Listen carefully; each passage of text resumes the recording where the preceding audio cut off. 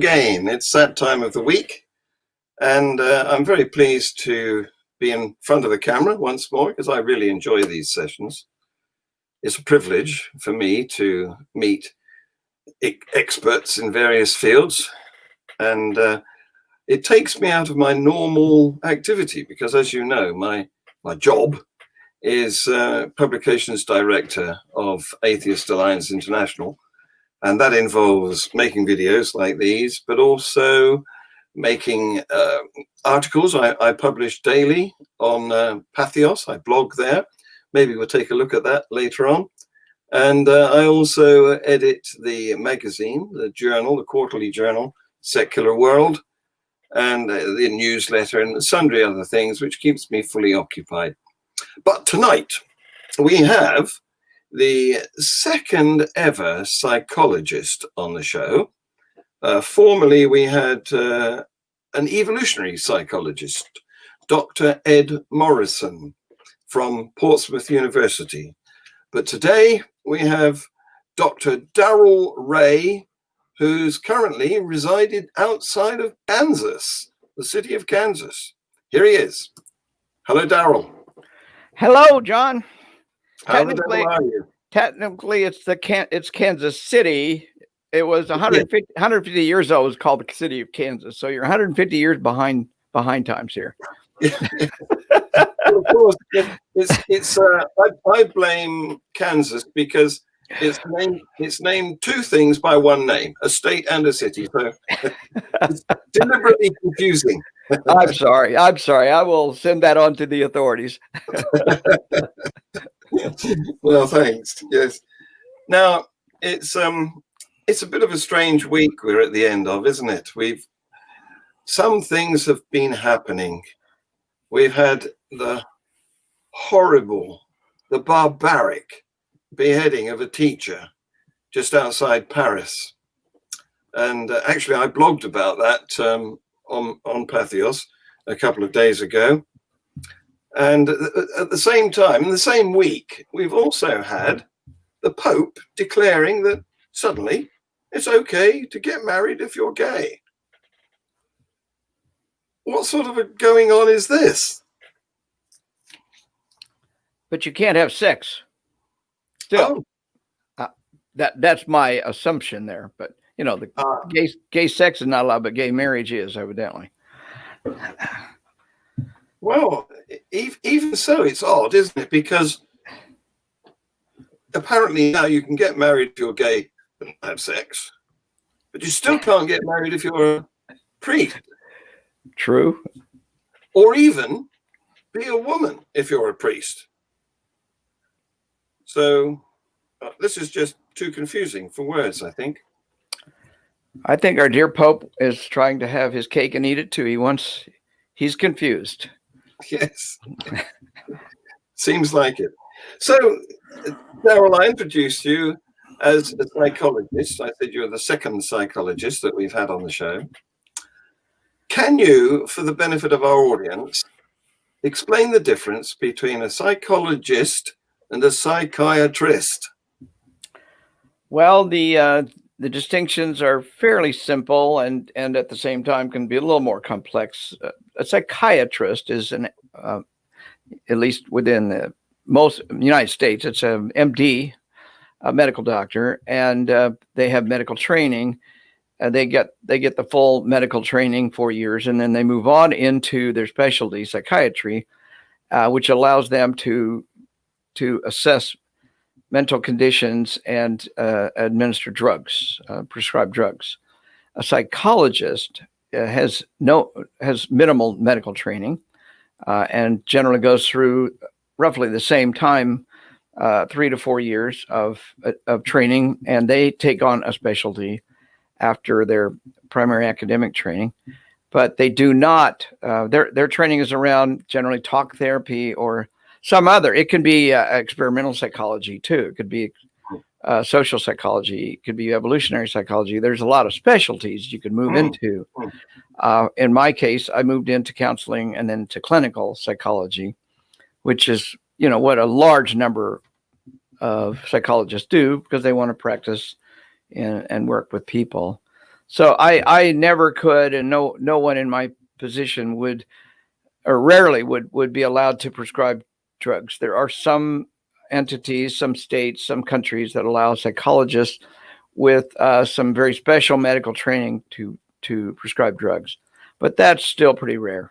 And that's not our main focus. Our main focus is to help people deal with the stresses of their day-to-day lives through methods and techniques that don't necessarily involve drugs.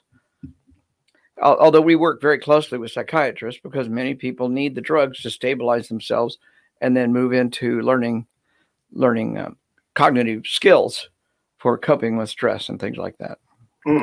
So you're more in the sort of either the Freudian or the Jungian field, are you, rather than than giving out medical treatment? Well, my answer to that is not only no, but hell no. I see. I don't. Freud and Jung have been dead a long time, and their theories probably should have died with them. Yes, we don't find a lot of evidence-based.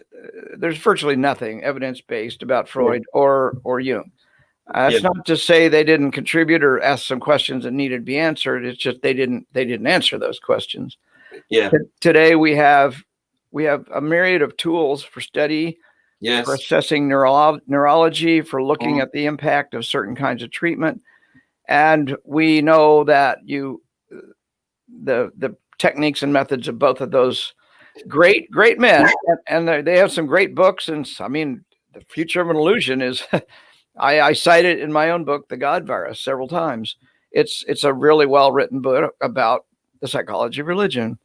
But for treatment purposes, you would be a quack, and I'm going to say this, and no one can. You would be a quack if you're using Freudian or Jungian methodologies, and you will probably get hate mail for me saying that. But we in the current 21st century of psychology use a lot of cognitive behavioral therapy and mindfulness and dialectical behavioral therapy, and these are all things that came much later and are proven. I mean, they're not just theories any longer. We have really good evidence they actually work. Yes. So, well, of course, as you said, those guys were a century or more ago, and they were in the infancy of the discipline. Right. And they were virtually making it up as they went along, and they didn't have any of the modern equipment, did they? No, none at all. And they were speculating. There was no knowledge of what's going on inside the brain. None whatsoever. No. So another interesting person in a similar field that we've had on the show in the past is Professor Sophie Scott. I don't know whether you've heard of her. She's at the London, one of the London colleges, and she's a neuroscientist, which is, I think she described it as like psychology on stilts or something. Yeah. Right. Well, I remembered what she called it: weaponized psychology. Right. It is. It very much is. Yeah. And I during my generation, as I'm coming through graduate school and postdoc stuff and all, there was just hints of neuropsychology, and we were just learning what dopamine does and serotonin and all those, and why certain drugs work and don't work. Well, now today we've got all sorts of tools, not least of which, of course, is the MRIs and other ways to literally look in the brain as it's working and see what's going on. Yeah. So her field is really the cutting edge. Yes. And from her field, neuropsychology, we clinical people are able to assess whether one of our techniques works or not. Yes, yes. And that's the value that neuropsychology is bringing to the table. It's something that, clinical psych couldn't do 20 or 30 years ago, and now we can. Yes. It's wonderful, the pace of development. It is, yeah. Something which came up in a more recent show that I hosted was about some development in a Japanese research laboratory where they've managed to use, I think, functional magnetic resonance imaging to actually see what the brain is seeing. Have you met this? I No, can't, I can't am. remember the name of the university at the moment, but they've detected the electromagnetic impulses in the sight center and managed to decode it to make a picture which roughly resembles what the patient, or what the what would you call him? Not the The victim. subject. The subject. The subject. Thank you. The subject is looking at. Now that is fantastic, isn't it? It's pretty revolutionary. Well, we're seeing in neuropsychology the knowledge base, as in many areas of science, is exploding. It's more than doubling every year. So Mm, I have mm, no idea the study you're talking about, but it would not surprise me. Yeah. mm. So you're a co-founder of Recovering from Religion. Is that right? No, I'm the founder. There is Oh, no you are the founder. the founder, right? There wasn't anybody else there when I was founding it. I beg your pardon. Yeah, it's all right. somewhere, way back when, somebody put that I was a co-founder, and I think that probably came. I don't know. Probably came from another organization that does have a co-founder, but no, we don't have a co-founder. At the same time, it takes a hell of a lot more than me to run Recovering from Religion. So, Oh yes, I may be the founder, but there's 200 other people making this organization what it is, not me alone. that's obvious from your website, which I'll put up in a minute. But for the moment, would you like to tell us something about what RFR does? Well, we do a myriad of things, just a lot of different services. Recovery from Religion is an organization that helps people deal with the consequences of leaving religion, any religion. So whether you're Hindu or Mormon, Baptist or Catholic, we're here to help you. And what we know and we've seen in our own research and training is there are patterns that we see of techniques and methods that religions use to indoctrinate their victims, and I will use that term seriously.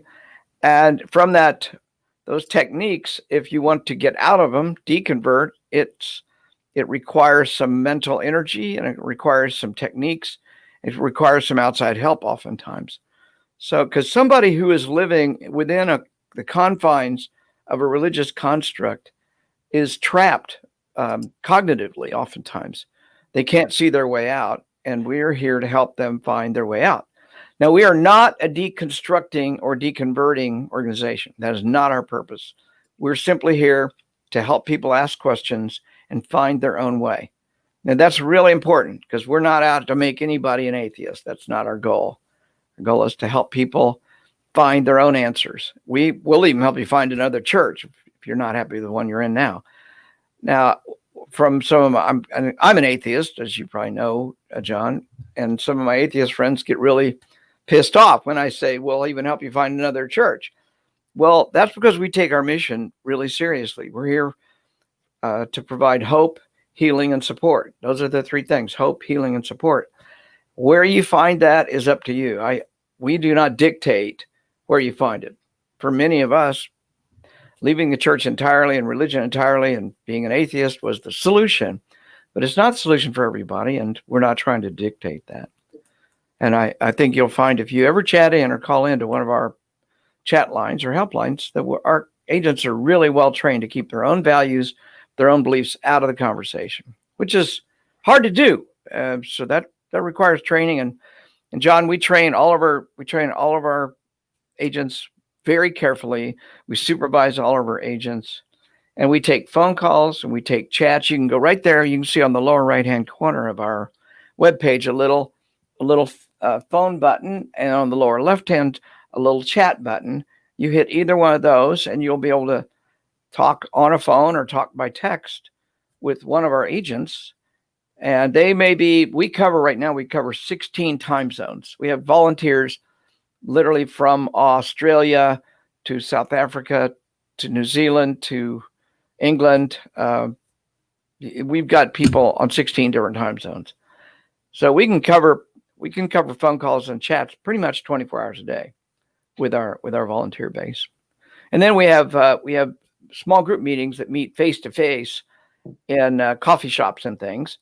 Well, obviously that's not happening with COVID, but right now we have about 55 groups around the world, mostly, of course, in North America. But we've got them in Australia, New Zealand, United Kingdom.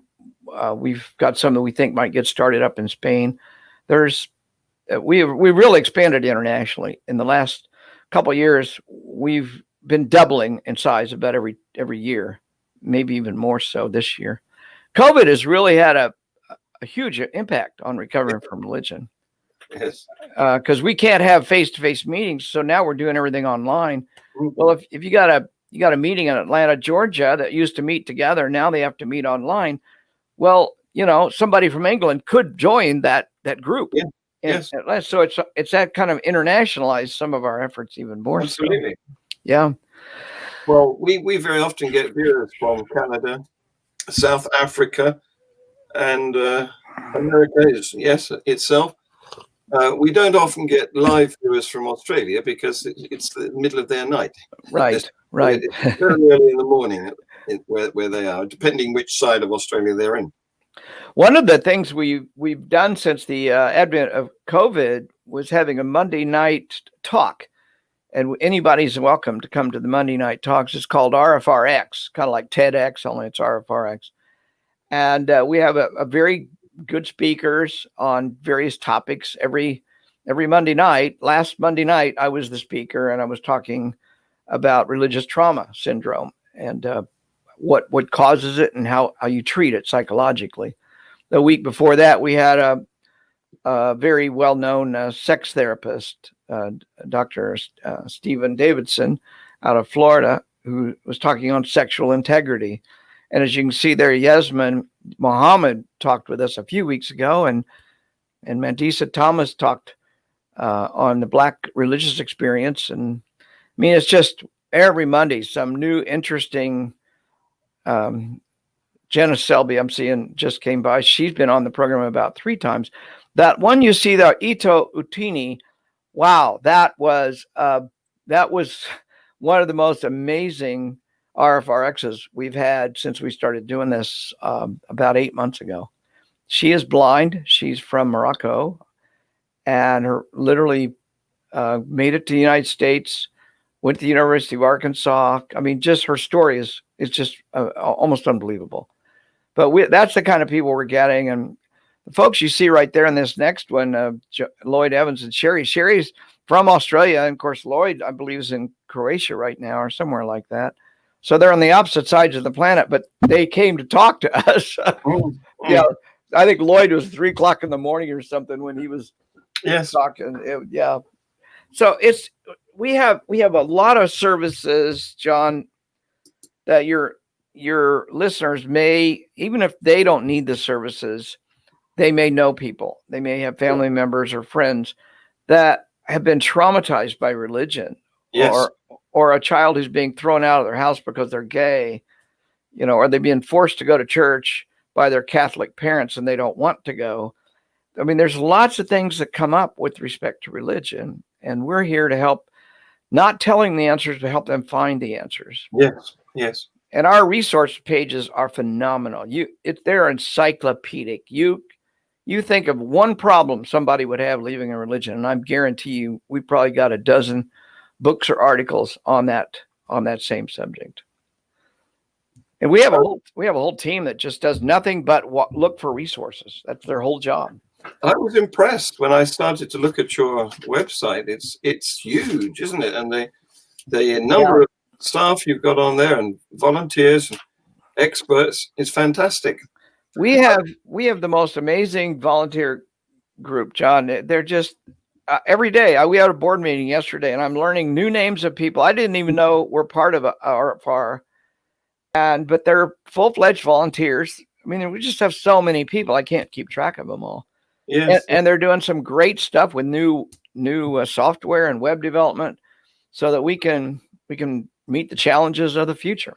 I was going to ask you, before COVID, when it was possible to meet up and gather, did you have, at that time, I guess you were more US focused rather than globally. you've been driven global, like all the universities, and because of COVID. Actually, no, we were very international before COVID. COVID did not increase that piece. Oh, RFRX on Monday night Hmm. became international very quickly. yes. But oh no, we've had people in South Africa, in Germany, Australia for years. That is not new. We have right now, I think we have 5 very active volunteers just from Australia, and they've been involved, some of them for a year or 2 with us. Wow. So COVID hasn't impacted that part of our operation as much. If anything, it's helped us reach out even more internationally. So that in that case, you're probably right. Yeah, good. So going back a few years, then at the beginning of your organization, when it was national,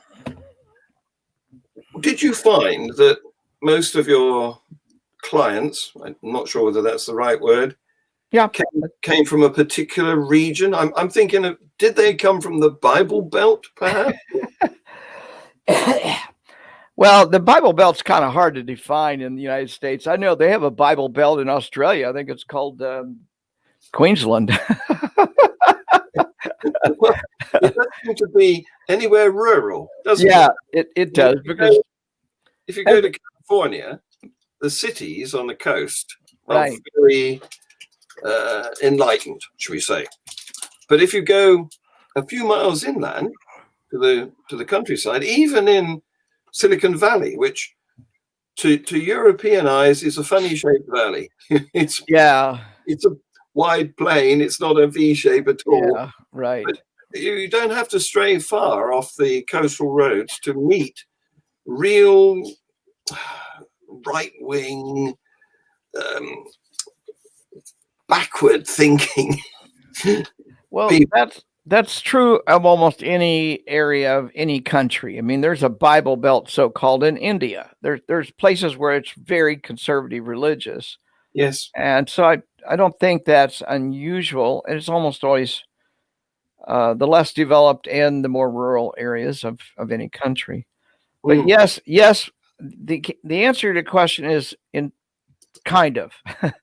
We do and still do see a lot of people coming to us desperate for help because they are totally surrounded in rural Georgia by Baptists, and they no longer believe it, Yes. Or they're totally surrounded by fundamentalist Lutherans in Wisconsin. Yes. Now, you do not think about Wisconsin, at least in the United States, as a Bible Belt, but there are people there. In Manitoba, we get people from Manitoba, Canada, that say, everybody around me is a Pentecostal, and Utah with the Mormons. Well, Utah, that's a special case. We get a lot of people calling and chatting in with us from Utah. So yes, we do get them, and partly because people have no resources. If you live in New York City and you're raised in a Baptist, you're probably bumping shoulders with people every day that could help you see a different perspective on life, a different worldview, but not in Alabama. Nobody is an atheist down there, or at least an out atheist in some of the rural areas. Yes, I understand. This may be out of date information, but I understand if you did come out as an atheist in that part of the world, you might find it difficult to get a job or difficult to find accommodation. It is somewhat true in some areas of the country. There are spots, for example, Huntsville, Alabama is like the most liberal area of the whole state, and it's partly because NASA has a gigantic facility there with lots and lots of engineers, and of course other companies come in there, and they have a lot of engineers, say from India, there, or from Pakistan, and they're now citizens of the United States, maybe, or they're in there on some kind of a visa for work. But so there's a lot of variety in some place like that. And whether you're an atheist or not is not nearly as important as it is down in Birmingham, Alabama, or Tuscaloosa, rather. Tuscaloosa is probably a better example. But that's the United States. It's not unlike other countries. In like India, I don't think. It's Yeah. And we do get a lot of chats from India, but here's the real killer, and almost literally killer. We get chats from Saudi Arabia. We get chats from Pakistan. Yeah. And we have a protocol that we insist on people using, our clients, so they remain safe. Yes. Because if you can get your head cut off in France, Yes. you can certainly get your head cut off in Pakistan or Saudi Arabia Yes. for much less, Mm. much less. Yeah. Yes. We refer those people to other organizations like Atheist Republic, and there's some other organizations that are good at helping people escape or get resources. We can't provide material resources to people, but we can certainly provide them with support, contacts, other contacts, and stuff like that. Yes. Yes. It would require the wealth of Fort Knox to be able to provide financial support for all the masses of people who find themselves in victimized situations regarding the country, the religion of their country. Right. The hope is, and we've all seen this literally in the last 10 years, that the internet is just opening up people's ability to reach out and find new resources. And we early on recognized that resources are going to be the foundation for all of recovery from religion. Because there's nowhere else on the planet that I know of that's tried to put together all the resources, as many resources as are available about leaving religion, any religion. It can be Islam or Mormonism, we don't care. And nobody's put all this together in one spot. And that's the value of our library, our resources, because we've got it all in one spot, and we're continuing to update it and add new things and add new religions. I mean, there's, you name it, there's so many religions. You could have a special page just for every religion practically on how to get out or how to deal with the consequences, like Scientology, for example, or some of these cults. I mean, there's a new cult popping up every day, and yes. Some of these cults are hideous. They're horrible, and they really hurt people. Yes. Well, is it the Huttites or the Hutterites or the Mennonites that are very prescriptive? They almost pin down their children to their rules. Yeah, John Hus was the founder, but they're actually not. They're actually called Hutterites. But I don't ask me why. I've forgotten the reason. But yeah, the Hutterites are pretty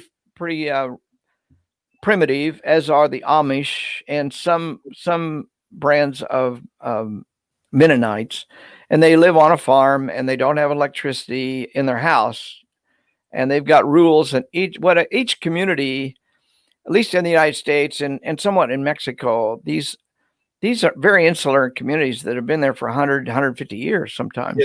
Yes. And they're also very inbred, which is a problem. Yes. And you literally have to leave your community and go 100 miles away to the next community just to find a potential partner. Yes. And they've got all sorts of rules and rituals around that. Yes. But yeah, we have quite a few around various parts of the Midwest, of course, in Pennsylvania, and they drive buggies. They still have horses and buggies. Yes. That sort of stuff. Yeah. The kids are literally locked into it, except when they turn about 16, they're allowed to go out and sow their wild oats.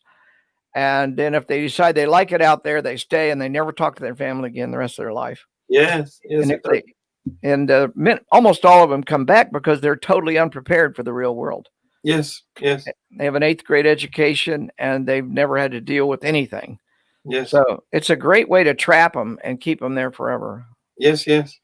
Well, education is the key to enlightenment, isn't it? Yeah, right. And if you deny it, which is what they do in a lot of cults, in fundamentalist Islamic countries, they don't educate the girls, I understand. Yeah. So I see a question here from your Facebook user. Do you want me to answer that? Yes, please. I have never, for one, let's just discuss religious trauma before I answer the question. The question is, has anyone you ever helped taken previous religious places of worship to court? due to the trauma they've experienced. I am not aware of any that actually take them to court, although you could say the sex scandals of the Catholic Church and the Baptist Church and other churches, the Mormon Church, they have been successfully sued, but not for just the generalized trauma, it more for the specific trauma and misbehavior of the leadership in sexual abuse.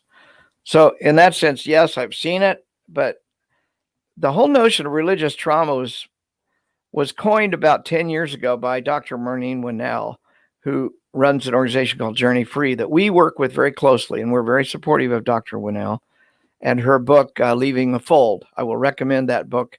So many of our clients find that book really helpful to them. So Dr. Winnell coined the term religious trauma because she was noticing that what looks like PTSD from, say, a soldier coming back from Iraq or a child who experienced abuse and some domestic violence kind of thing, it looks a lot the same as what people experience when they leave religion. Yes. And so we've been studying this pretty carefully. There's a lot more to be done. There's not much science on it just yet. However, trauma looks the same, whether it's, I don't mean the same in the sense of identical. I mean, the similarities between someone who experienced trauma, say, watching a family member get murdered, going to Iraq and seeing people get killed as a soldier, or watching or being beaten by your own parents for not learning your Bible lessons at 5 years old. All of those things look remarkably similar. Yes. And you can even go on the United States CDC site and search for adverse childhood experiences and take a little survey. Any of your viewers can do this anywhere they are in the world. Yes. Take the adverse childhood experiences survey, and you might, if you score high enough, it might indicate that you're dealing with some kind of trauma from your childhood, because a great deal of trauma comes from childhood. That's not to say adults don't. We know that, for example, in wartime, but a lot of trauma comes through childhood. And what we're here to say is a good deal of that trauma is caused by religion. And nobody wants to talk about that. The American Psychological Association, the American Psychiatric Association, the DSM-5, nobody has taken this seriously and looked at it and said, how is religion hurting people? It's almost a taboo topic. And we're here to say, we're not going to let that be taboo. We are going to out loud talk about how does religion fuck up people's lives. Yeah. Well, I remember my mother telling me, when you're a guest at a dinner table, don't talk about religion or politics. Right. Well, that's an indictment, isn't it, of the fact that these are contentious issues that need to be sorted out. Right.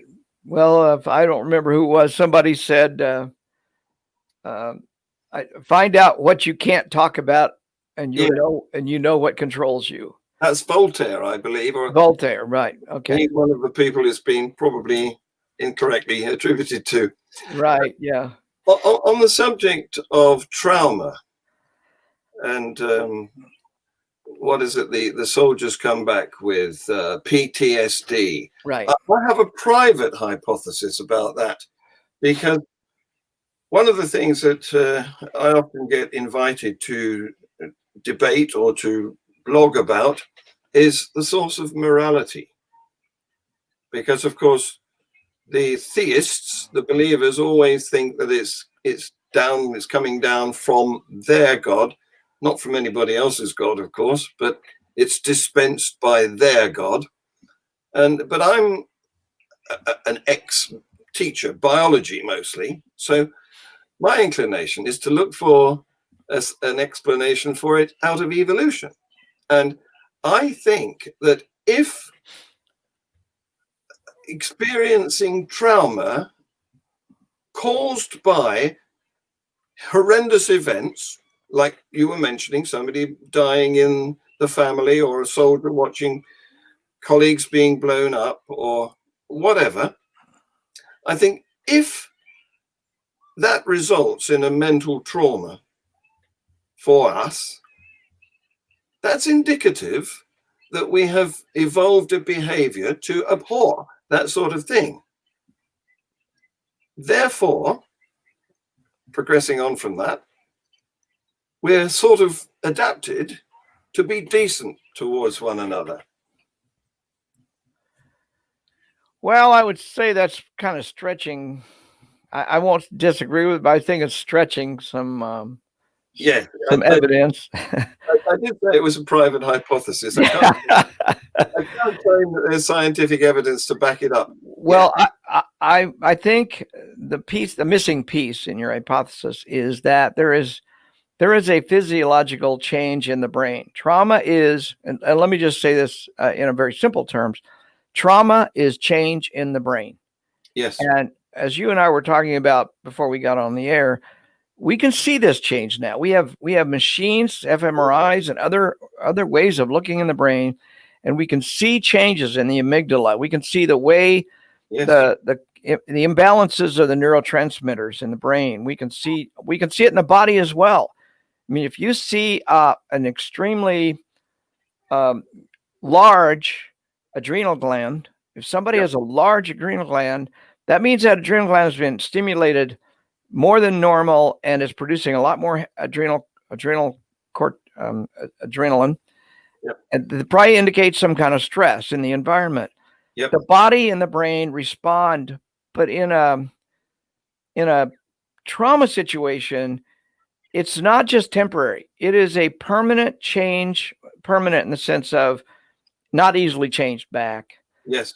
And so when we're talking about trauma, we're talking about something that's probably not an evolutionary adaptation, though parts of it could be. I'm not saying it can't, but I'm going to go back to Pavlov and early Pavlov's own work in Russia. What many people don't realize, there's a great book called The Battle for the Mind by William Sargent, who was an English psychiatrist with MI6, I believe he was, before he came to the United States in the 50s and worked for what became the CIA.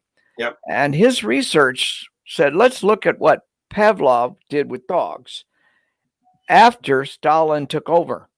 Until Stalin took over, Pavlov's works were available to the West, but when Stalin took over, that got shut down. Yes. Yet Pavlov was still encouraged. Stalin liked Pavlov. Stalin wanted Pavlov to continue his research, even though Pavlov hated Stalin. Yeah. What Stalin did was put plants, graduate students, if you will, in his lab and allowed them to spy on him. And what Pavlov accidentally discovered was what we would now call post-traumatic stress disorder with dogs.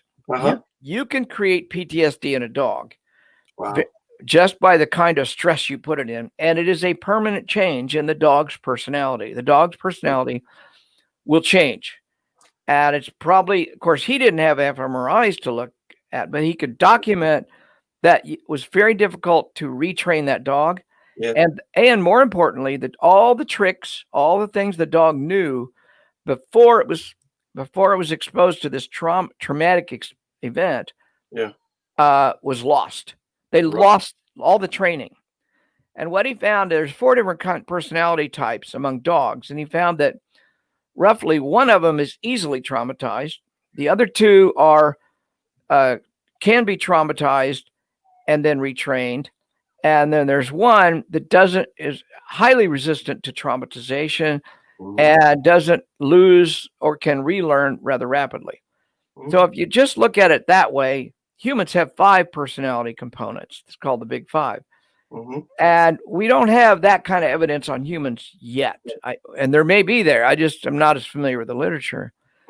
So, John, I think it's important to realize that trauma or experiences in the environment have different levels of trauma or trauma potential, largely based upon the personality of the person. So you bring your own vulnerability to the situation. Absolutely. That's why some soldiers come back from the most horrendous war experiences and don't seem to be affected by it, reintegrate back into civil society. And other soldiers are a basket case for the rest of their lives. Yes. Unless they get proper treatment, of course. Mm. Well, this bodes ill for two things, doesn't it? It bodes ill for children who have experienced terrible circumstances early in life, Yes. whether it's been in a wealthy country but they've had very bad parenting, or whether it's been in a country like Syria, which has been undergoing terrible war. It bodes ill for their prospects, or for all of them, to recover from that event. Right. And it also doesn't hold out a great deal of hope for retraining criminals who they may have a mindset which is equally firm and difficult to shift. And that's been illustrated by, for example, the sad shooting in London on London Bridge a couple of years ago, when one of the researchers who believed that he could cure Muslims from their indoctrination. No, it's a radicalization. That's the word I need. And he ended up being shot, and his assistant. They were carrying out an attempt to unbrainwash these people, and it didn't work. Well, that's a whole nother that's a whole nother rabbit hole. Criminal, yeah. Number one, especially in the United States, very few people in our criminal justice system get the treatment that might actually help them. Yeah. And so you put somebody in a situation where the best they can expect is pretty terrible. You're not going to change their behavior, because that behavior is adaptable. And talk about evolution. Always remember that people are evolving and responding to their environment. And if they're responding in a way that looks maladaptable to you and I, it may be perfectly adaptable in their environment. I mean, if I was living in an environment where shootings happen on a regular basis, carrying a gun and maybe eventually having to shoot somebody in self-defense even, or whatever. I'm not justifying, quote, immoral behavior. I'm trying to say that people That's how you respond. Yeah, people are responding to their environment. And I'm the first one to call the criminal justice system the worst treatment you can give somebody. Yeah. So let's acknowledge that those people have got a long way to go, but they need, if they were traumatized as children, we know that even from the Pavlov experiments, we know that with the proper treatment and care, and it takes a long time, but you can get that dog back up to speed. Yeah. And we know that from soldiers. One of my good friends, Dr. Hector Garcia, who wrote a great book called The Alpha God, his expertise is treating PTSD in soldiers coming back from Iraq, Iran, so forth.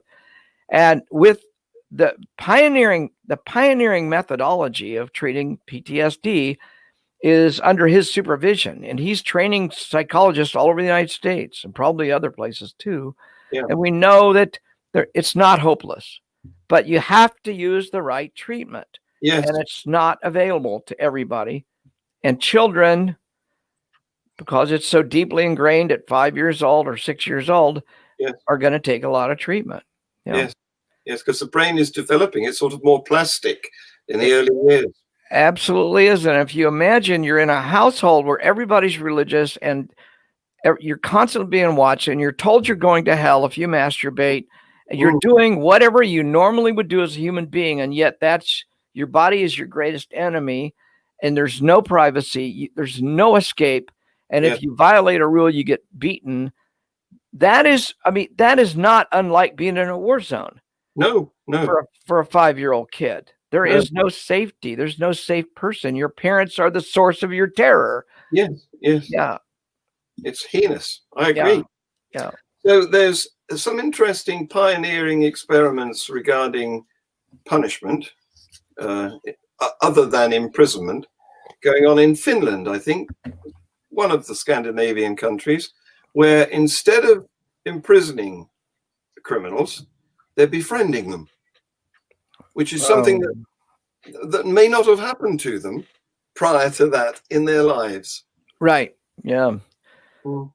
I'm not familiar with that experiment, but it sounds like a good experiment to try. Yeah, absolutely. So I actually speak from very firsthand experience. My first 10 years of my career was with the criminal justice system as a psychologist inside a prison. So I know whereof I speak, and it was a terribly dehumanizing experience for the inmates and not much better for the professionals in their difficult environment. Not because the people are difficult necessarily, but because it's just such an unnatural environment for human beings. Yes. Well, I did a couple of years at a boarding school for emotionally and behaviorally disturbed children. Oh, okay. Many of whom had narrowly escaped being imprisoned in the junior offenders clink. Right. And so it wasn't quite your level of experience, but they were showing very disturbed conditions. Right. They just insulted and offended each other and the teachers and everyone all the time. That was their means of communication. Right. They kept referring to each other's mothers as whores, for example. And this became so common that they didn't have to say the whole sentence. They didn't have to say your mum's a whore. They could just say your mum, and everybody knew what they meant. Shorthand. And according to them, everybody smelt. So if they accused me of smelling, I used to say, do you like it? It's called musk. Well, we've got a lot to go there, but that's really not the focus of what I am doing every day now with Recover from Religion. We have enough trauma without putting people in prison. In many ways, a child imprisoned in a family of fundamentalist Muslims or Christians is being traumatized. They are imprisoned. They're in jail. A child in Pakistan right now who wants to think on their own, who wants to get on the internet and learn something, could be severely punished for questioning Islam. Yes, absolutely. A girl that wants to simply be herself and be what normal girls are could have her head chopped off in Pakistan. Well, AAI are currently trying to rescue 3 Muslims that are imprisoned in northern Nigeria for blasphemy. Yes, I know, and good on you. I'm supportive of that effort. Yeah, that crime, blasphemy, that crime that harms nobody except a non-evidential God, right? Who apparently, although he's omnipotent, can't defend himself against a few words. But you mentioned something about religion. I can't remember the phrase you used, but the word choice or choosing came up. And this is something that I get engaged in because a lot of the people I debate with say you have no choice. You are born into a religion and then they don't use the word indoctrinated, but, inducted into it in some way, which may include genital mutilation, for example. And then that's it. You can't, your choice has gone at that stage. But some of them manage to unchoose, don't they? They become apostates. And some of them manage to choose a different religion. I mean, the archetypal example would be Cassius Clay, who was born into a Baptist family. Right. Turned into a Muslim and had to rename himself Muhammad Ali. So my contention is that religion is a choice. What do you think about that? Well, let's ask, did you choose to learn to speak English? No. At the time that you're acquiring language, you're also acquiring, in many cultures, in many families, the religion. Yes. So the religion and the language are being acquired at the same time. Yes. And so you didn't one day wake up and say, Mom and Dad, why aren't you teaching me Chinese? Why aren't you teaching me German? No. It was just what's in your environment. Yes. So to that degree, you did not choose to be an English speaker any more than you chose to be an Episcopalian or an Anglican or a Baptist or whatever. So I'm going to agree with to some degree, it is not a choice. It's just your environment. Yes. Now, what I've seen, and I've researched this for decades, literally. I wish I had better, more solid scientific evidence on this. But here's my hypothesis, and I think it's a testable hypothesis. I think there are personality configurations that are more resistant to indoctrination, and personality characteristics and configurations that are less resistant. It goes back to what I said about Pavlov. Of the 4 different configurations, one was very resistant and one was very susceptible, and then the other 2 were somewhere in between. I think humans are the same way. Yes. There are certain personality tests I've used over my career, and some of the configurations I see over and over and over again in atheists. Mm-hmm. I don't see them in the people that remain loyal to their religion for the rest of their life. So I can just say that if you score this way on this personality test, you may have been born as a Baptist, but you will probably find your way out when you become an adult. However, if you score on this other way on the same test, you born a Baptist, you will probably never find your way out. Yes. So I don't know if that's a choice or not. I think the whole word choice is suspicious. So I don't think we choose a lot. I think a lot is just how we adapt to a given environment. Yeah. Careful, we'll be talking about free will next. Well, I wonder if these different susceptibilities of personality correlate with your vulnerability to being hypnotized. There's some evidence for that as well. It goes back quite a few years. Of course, there's controversy around the notion of hypnosis in itself. Yeah. But now that we have ways to look at what's going on in the brain during altered states of consciousness, yes, there are some personalities that are more susceptible to altered states of consciousness. It's that simple. That's not a controversial statement for me to make. Yeah. When you go into a church, and I doubt if you visited the number of churches that I visited or observed them, but as a psychologist, I go into a Pentecostal church and watch.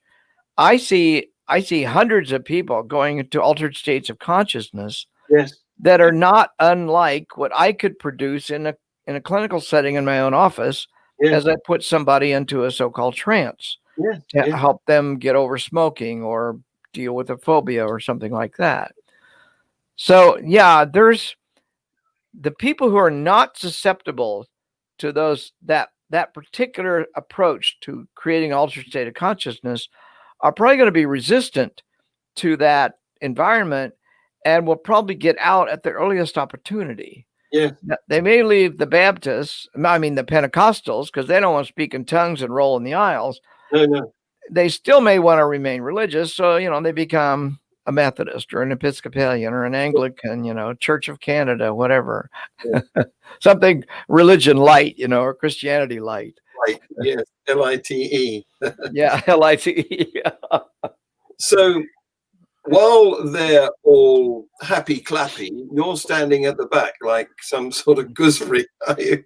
I have had so many people. We have almost daily, John. I sometimes wish I could just put our chats online and let anybody watch the chats live. I wish I could do that, but of course we can't for confidentiality reasons. But people come to us and say, I never believed the stuff that my parents taught me. I never wanted to roll in the aisles. I never wanted to speak tongues. I always was suspicious of this. And that's probably the personality characteristics that allowed them, they are of that personality type that allowed them to resist it. They didn't know that. They just know it never took.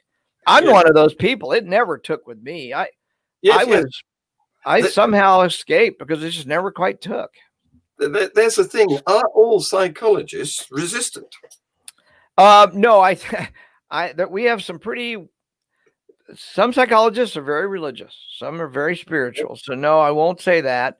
There's a couple other personality configurations that tend to gravitate towards social work and psychology and helping professions.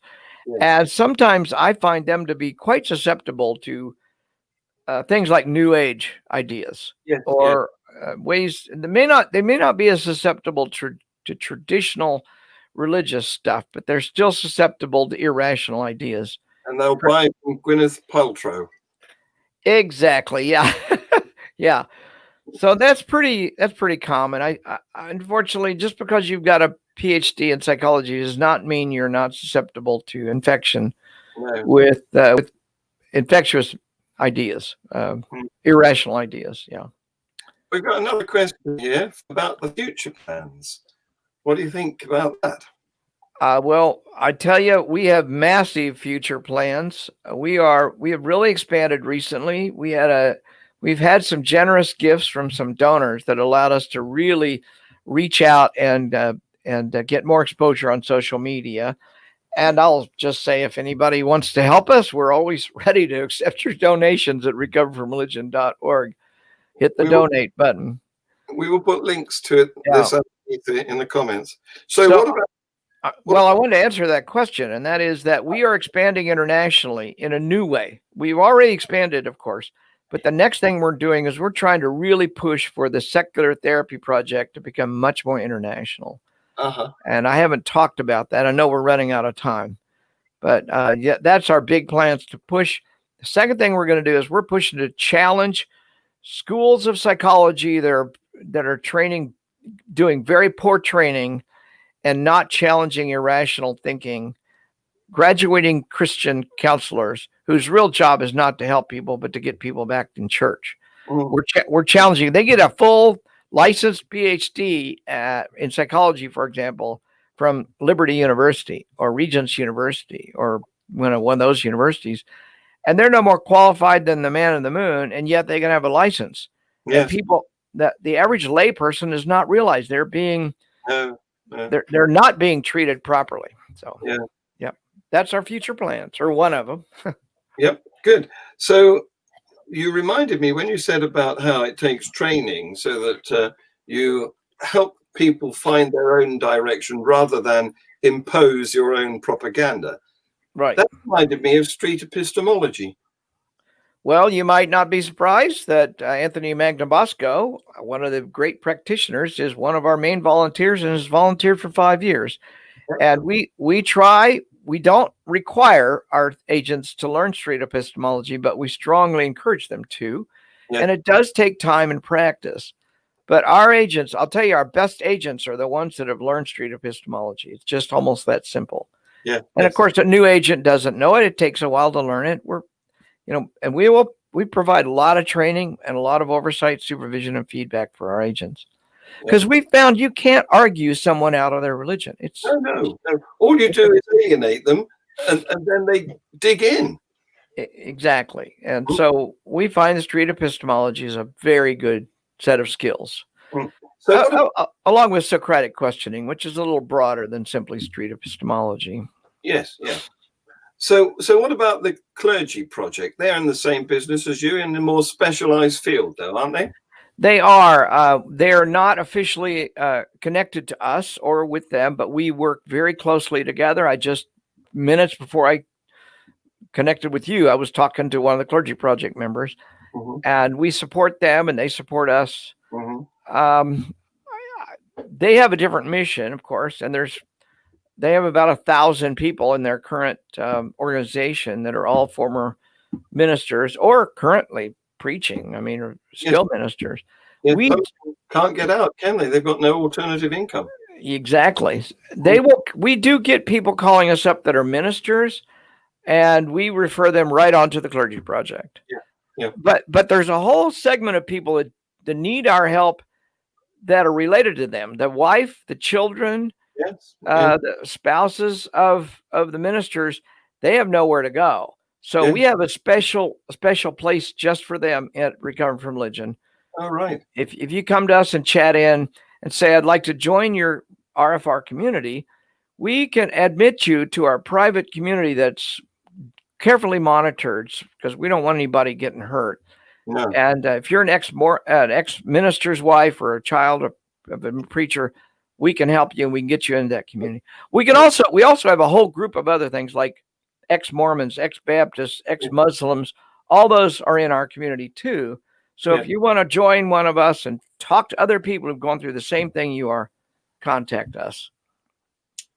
I'll make sure that the connections are in the comments. Good. Thank you. Well, they have to come through us to get there, but yeah. Yes. The links. Yes. So, Darrel, I could talk to you all night, but you're right. We have come to the end of our allotted hour, and I'm cheating. I've been on the beer throughout. Well, it's 3:00 where I'm at, so it's too early to start drinking. Too soon for you. Yes. The sun hasn't gone over the yardarm where you are yet. Yeah, nope, hasn't. That's our nautical expression. But before I thank you, I want to do a quick commercial, because for the benefit of our audience, next week we have Professor Mike Benton, who is the head of the paleontology department of Bristol University. And he's currently in the news because he has put out a paper on the subject of a new extinction, which was hitherto unknown, but has been discovered. It was at the beginning of the dinosaur era, and it gave them the opportunity to become the primary creatures on the planet. So that will be a very interesting event, a very interesting show to join into next week. So please, everyone, will you subscribe? What have I got to say here? Like, subscribe, and comment, and whatever it is that YouTubers are supposed to say that I'm very bad at. But do it anyway.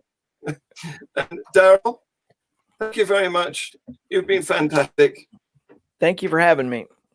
Take the rest of the day off. All right. I got work to do. Bye-bye. Bye-bye.